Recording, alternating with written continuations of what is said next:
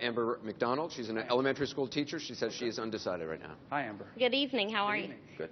As an educator for 14 years, I have seen a change in our children. I'm very passionate about what I do, and so it makes my job difficult when those children come in having other concerns. They're concerned about their parents who fought before they came. They're concerned that they didn't have food to eat breakfast. And all of that comes into what we do every single day. How can you help us to make that easier, to where we can maybe educate the parents to where those things are easier for them?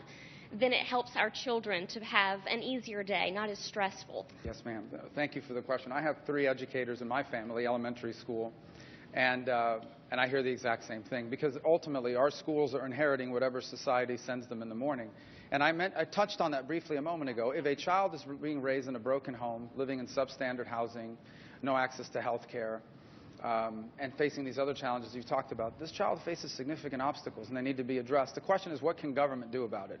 Because ultimately, there's no law I can pass to make people better parents. And no matter how hard you try and how much you want to help, there's only so much you can do about that as well.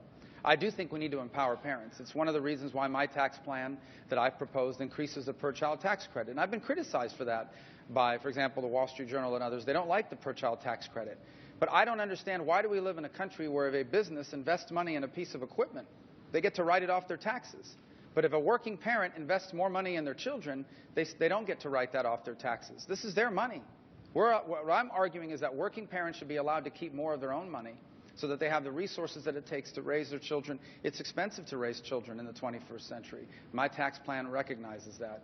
But ultimately, I think your question goes to the core of something we need to remind ourselves. There is not a federal government solution to every problem in our country. That does not mean that our leaders should not spend the time to tell people that what happens in our house, what happens in your house, is oftentimes much more important than what happens in the White House. The most important job I will ever have will not be President of the United States. It will be to be a father to my 4 children. And I think that's important for us as a society to continue to understand that you cannot have a strong country without strong people. You cannot have strong people without strong values. And you cannot have strong values without strong families. No one is born with strong values. They have to be instilled in you in a strong home. While government cannot make families stronger, it most certainly can do things to help families, like allowing them to keep more of their hard-earned money, and most importantly, not having any laws, whether it's in our safety net program or our tax code, that discourages marriage or undermines parenting.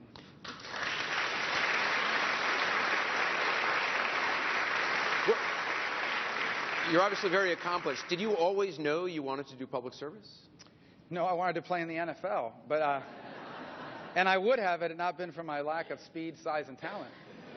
But I always had an interest in public service. My grandfather was actually, it's great to be here today. My grandfather, one of the jobs he had growing as a young man was a reader in the front of a cigar factory. In Cuba, they didn't have TV or radio at the time, and so they did, but they didn't have it in the cigar factory. And so he would read newspapers and then novels to the workers. And as a result, became a very well-read person. And he instilled in me kind of this interest in politics and world affairs.